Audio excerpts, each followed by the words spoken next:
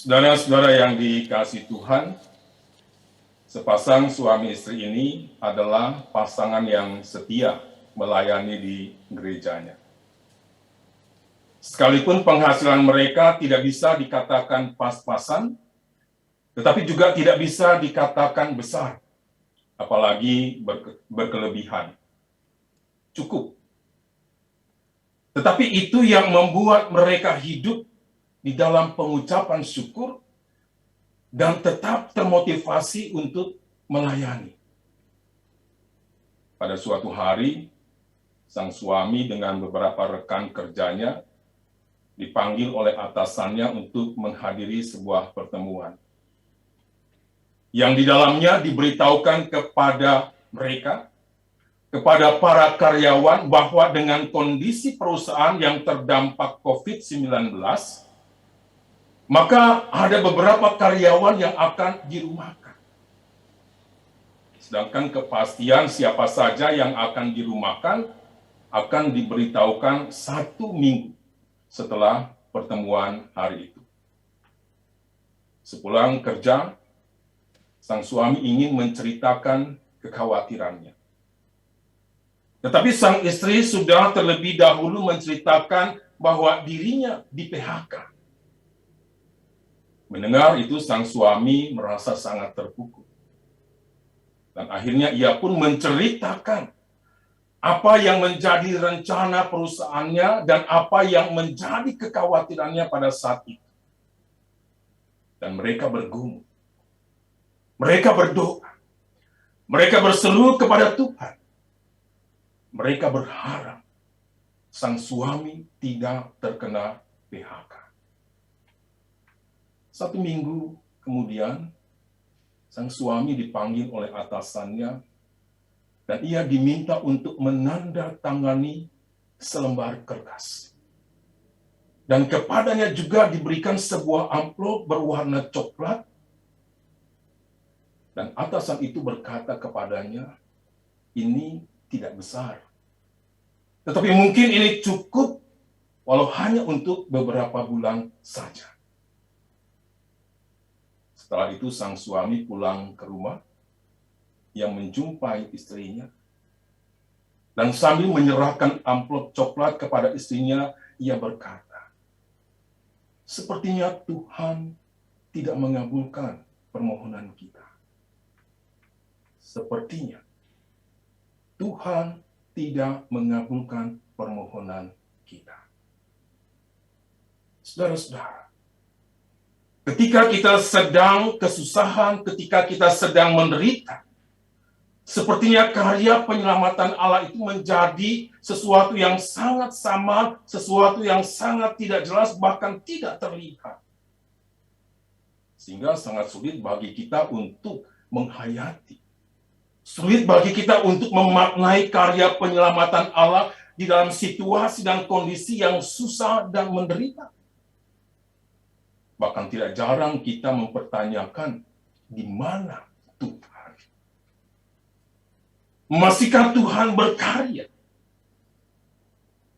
Sehingga tidak aneh jika ada orang yang pernah berkata, Tuhan itu akan lebih mudah ditemui saat hidup ini berjalan lancar.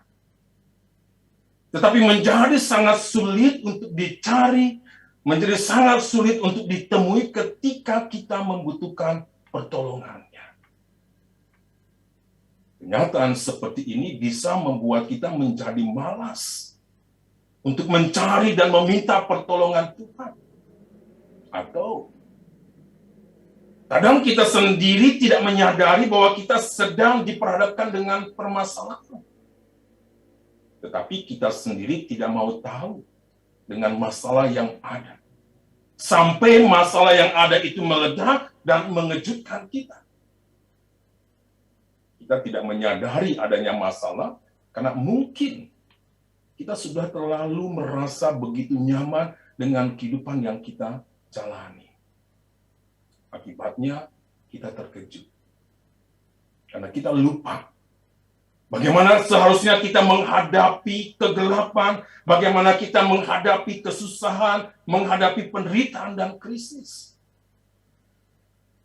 Memang ketika pesta perkawinan di Kana itu berlangsung, yang bisa memakan waktu sampai 1 minggu lebih, dengan tamu-tamu yang datang silih berganti, tidak diceritakan. Apakah si tuan rumah itu mengetahui atau tidak mengetahui adanya masalah? Tetapi yang jelas Maria, Ibu Yesus, melihat ada masalah yang cukup serius, bahkan sangat serius. Mereka bukan hanya sekedar kekurangan anggur, tetapi mereka kehabisan anggur. Dan dampaknya akan sangat luar biasa jika benar mereka kehabisan anggur. Mereka semua, yaitu si tuan rumah, kedua mempelai, keluarga besar mereka, bahkan anak-anak mereka yang akan dilahirkan, akan merasa malu.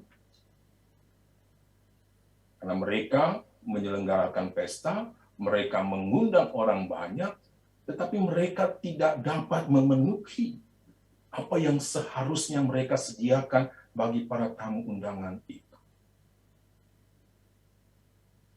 Di tengah situasi dan kondisi seperti itu, maka hal yang pertama, kalau kita memperhatikan bacaan kita pada hari ini, maka sudah sepantasnya kita bersyukur bahwa masih ada orang-orang yang begitu peduli terhadap permasalahan mereka, bahkan juga terhadap permasalahan kita. Seperti yang dilakukan oleh Maria, Ibu Yesus. Masih ada orang yang mau membantu, baik mereka maupun kita. Seperti Yesus yang mengubah air menjadi anggur.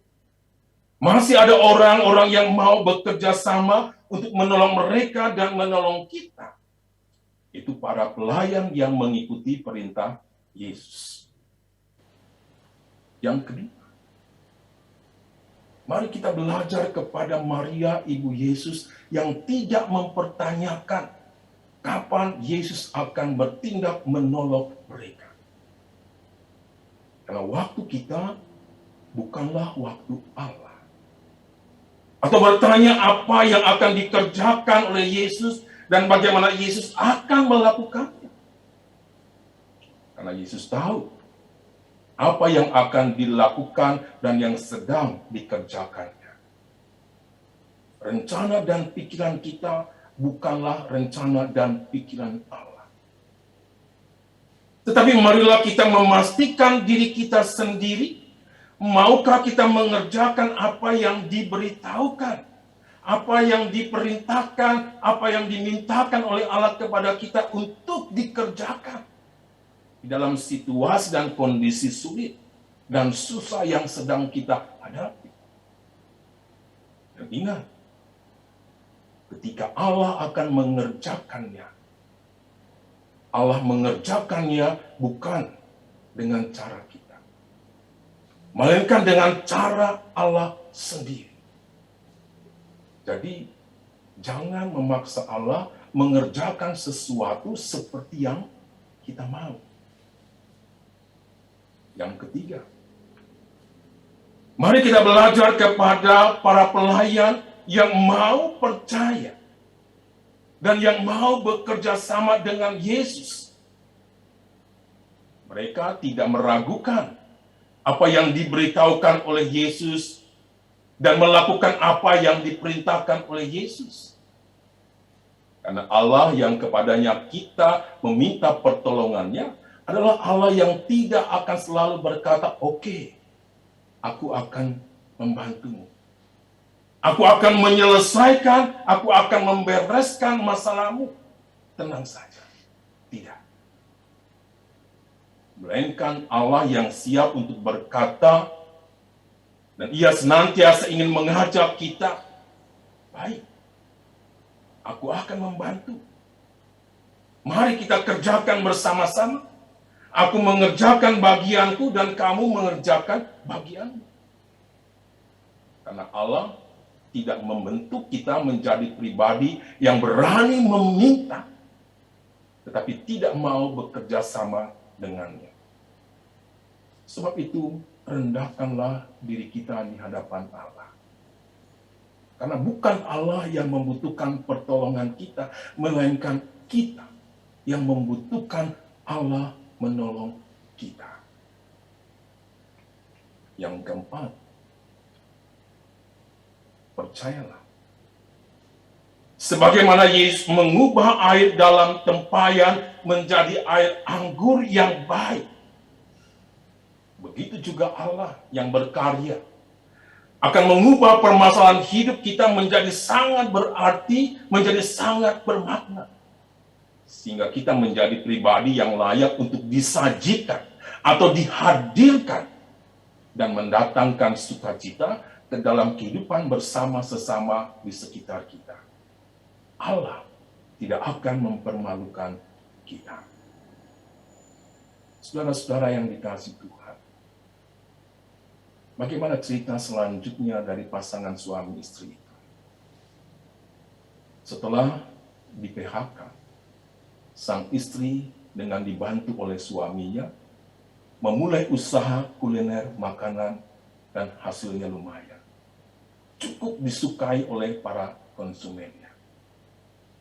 Dan kurang lebih 1 bulan setelah sang suami di-PHK, ada seorang anggota jemaat lainnya yang menghubungi sang suami bahwa dia sedang membutuhkan seseorang untuk membantu menangani pekerjaannya.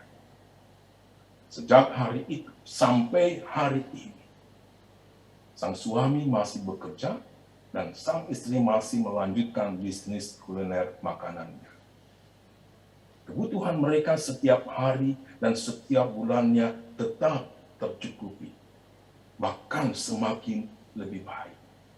Sungguh, Tuhan berkarya dan menopang, bahkan memeliharakan hidup orang yang percaya kepadanya.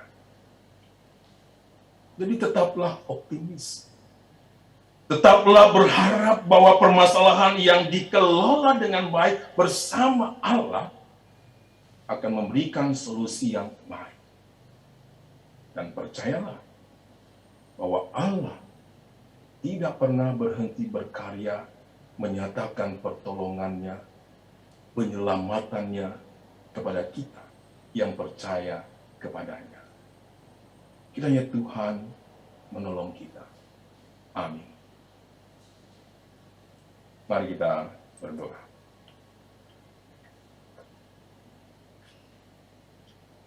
Kami bersyukur kepadamu ya Allah, karena memang sesungguhnya Engkau berkarya di dalam kehidupan kami.